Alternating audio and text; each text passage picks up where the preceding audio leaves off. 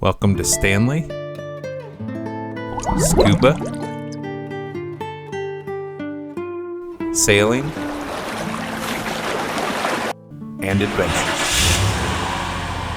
Don't forget to hit that subscribe button. This is Belize, Lighthouse Atoll, dive site, Quebrada. This dive site is on the west side of the Lighthouse Atoll, near Long Key. It features large coral patches with depths ranging from 15 to 50 feet on top of the wall. The wall on this dive site runs north to south.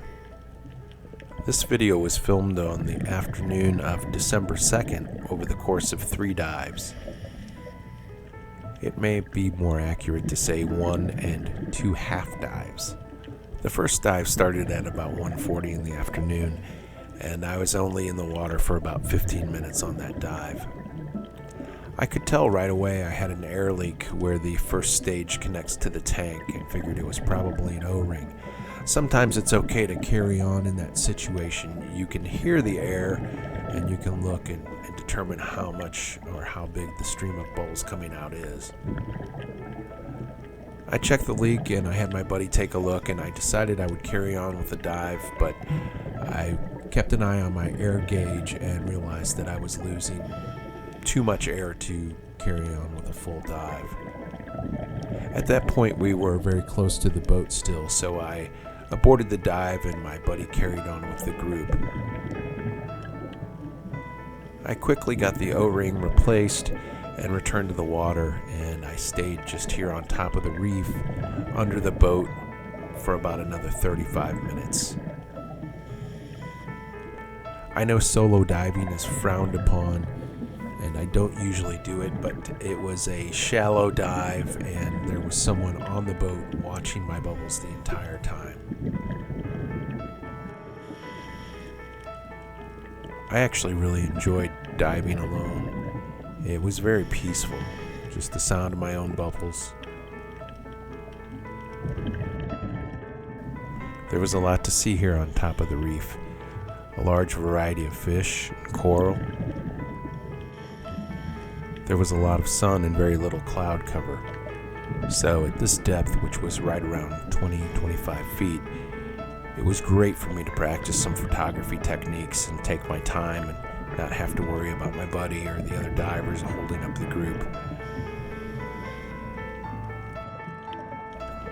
This was my 5th day of diving on this trip, and I'd been averaging 4 to 5 dives a day.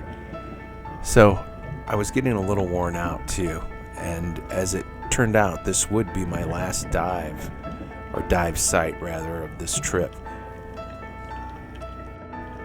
It would end up being my favorite dive site of the trip as well. That's probably part of the reason I opted not to dive the next day. We were returning to some dive sites we'd already visited, and I had such a good time on this dive site. It really had everything.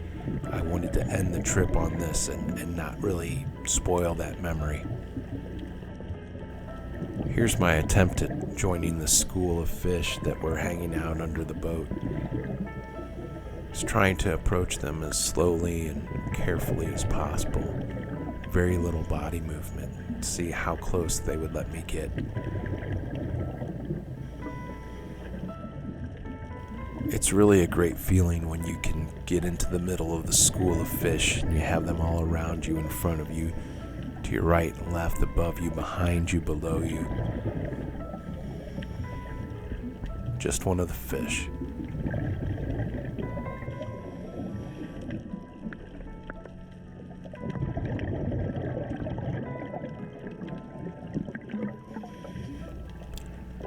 I enjoyed quite a bit of time just schooling with the fish, and then after a while in the distance I thought I saw some bubbles. The visibility was great, so I moved closer toward the wall, toward what I assumed were my dive buddies and the rest of my group, and they were. And as luck would have it, right as I got to the edge of the wall, I got to experience this nurse shark just cruising along.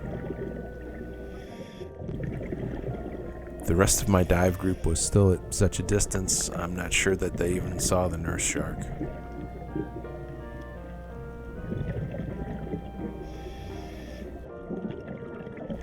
This dive site had a great wall, which are typical for Belize, but it's hard to describe the type of wall dives you have in Belize if you've never been there. They're just magnificent. It's really difficult to capture all of that grandeur on photo or video. On the second or third dive, depending on how you look at it, I spent most of the time on the wall. Moving south along the wall, I encountered a couple of barracuda. It wasn't long before another couple of barracuda showed up. Fairly decent size.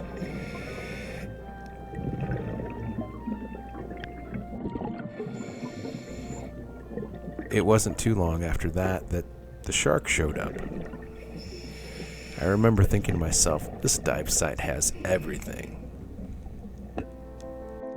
I used my signaling device to alert my buddy and got a strong reaction from the shark. Did you see how he took off and swam straight toward me there for just a few seconds? It wasn't long and then another shark showed up. Again, I was thinking, this dive site has everything.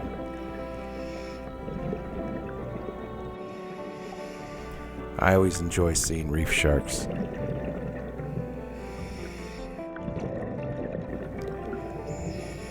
An excellent opportunity to continue to work on my shark photography.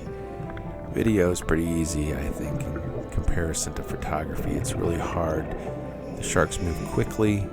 The lighting changes as they're moving. You're trying to track with the sharks, keep the shark in focus. Anyway, it's challenging to me. Maybe not to others, but a work in progress nonetheless. I think it's easier if the sharks are closer, but of course, they do what they want, and they don't always get as close as you want them to. Moving back to the top of the reef and thinking to myself, again, what a wonderful dive site. How could this possibly get any better? And sure enough, I looked up and there was a sea turtle. Sea turtles are one of my favorite encounters to have while diving. I love just watching them swim. They're so incredibly graceful, and they move with such little effort.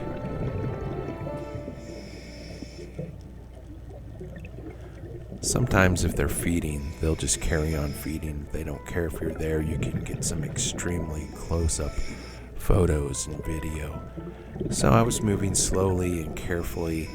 I didn't want to startle this turtle or chase him off, but kind of watch him and see what he was going to do and see if he'd allow me to move in.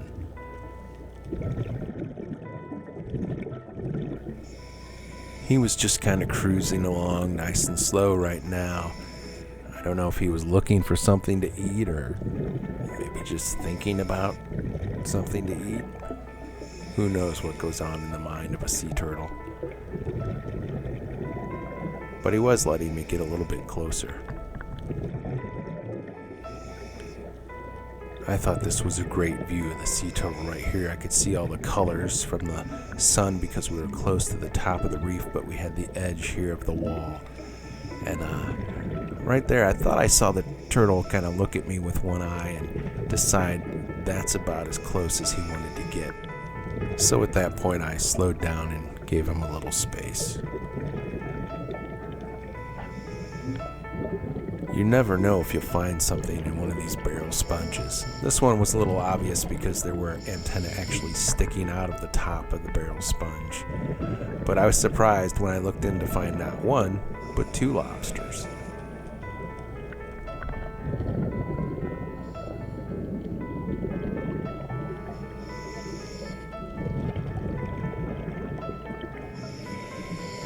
Again, I was thinking to myself, what a great dive site. This place has everything. I got to see the reef sharks again.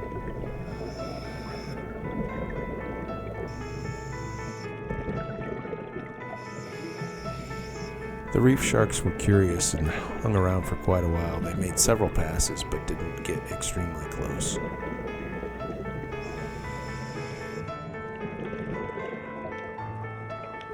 After a while, the reef sharks moved on again, and I continued moving along the wall, where I found this wonderful spotted eel. He was tucked in pretty tight, so I moved my lights around and tried to get close. There were a bunch of these little tiny fish all around his head, so it made it difficult to focus the camera. Here you can see those. I'm not sure what they are, what they're called. Great looking eel, though.